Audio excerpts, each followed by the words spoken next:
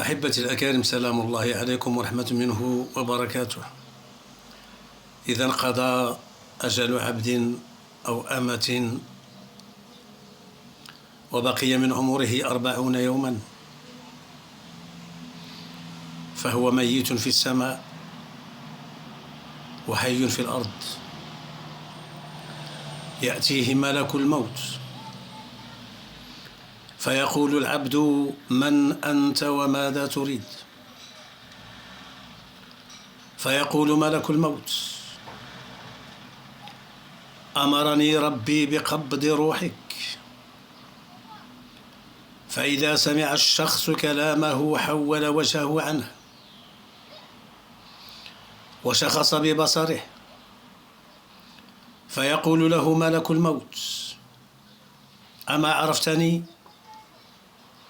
أنا ملك الموت، أنا الموت الذي قبضت أرواح أولادك ووالديك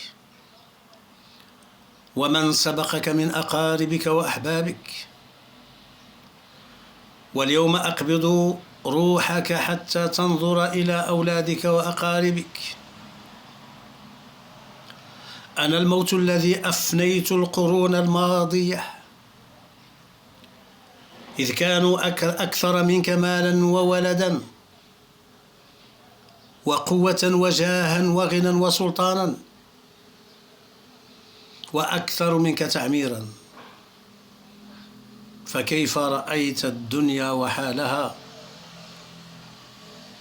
فيقول الشخص: رأيتها مكارة خداعة غدارة.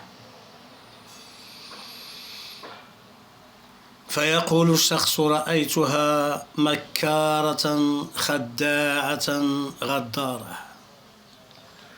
أرجو الله سبحانه وتعالى يا أحبابي أن يغلبنا على الدنيا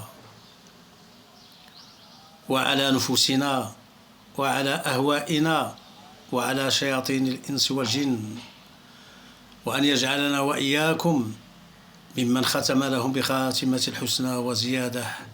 والسلام عليكم ورحمة الله وبركاته.